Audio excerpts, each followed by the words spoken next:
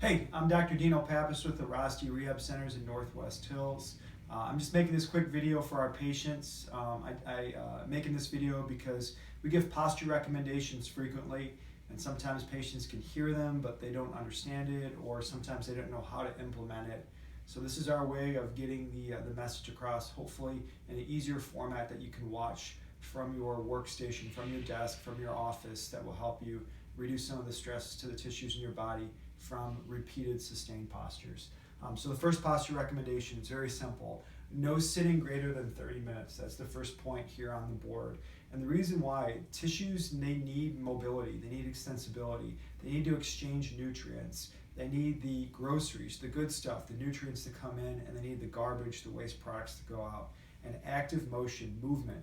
Motion is lotion. So movement is one way to get the groceries, the nutrients in, the garbage, the metabolic waste products out, and to reduce tissue tension, tissue stress. So no sitting greater than 30 minutes. 30 minutes of time, get up, move around, grab a cup of coffee, go talk to your coworker. 30 minutes of sitting, no more. Second point, change positions frequently. Variability is key. And that change of positions in your desk could be moving around, getting up, walking, moving around, or leaning to a different position. If I'm working on my workstation, lean slightly to the right, lean slightly to the left, sit up nice and tall, prop one leg up while I sit up. Basically, you're putting different stresses through different tissues in your body. So variability is key. Change your position, change your angle, change what force and what stresses are applied to your body frequently. Okay? Adaptability, variability is key. That's point number 2. Third point, use a lumbar roll.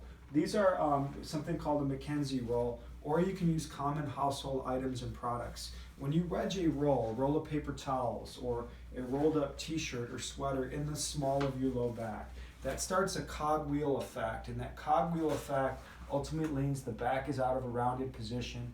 This pushes into your low back while you're sitting, which again straightens the spine and the low back, increases the lordosis, that's the curvature, reduces the thoracic curvature, that's kyphosis, and puts a little bit more lordosis in your neck. Again, this reduces the stress to the joints of your back and the tissues, soft tissues of your low back, mid back, and then neck. So use a lumbar roll that gets you upright. That's point number 3. This roll goes here in the small of your low back. That's where the curvature starts to begin in your low back, and it affects the next segment up, thoracic spine, and then neck.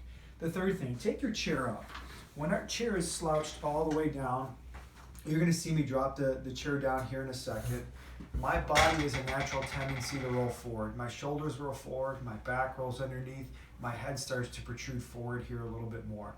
So to reduce that effect, one thing you can do is raise the chair up.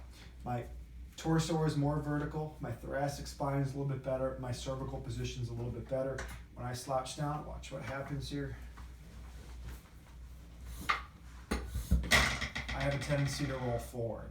So that little change, just raising the seat up, again, starts a cogwheel effect that affects the low back, the mid back, and then the neck.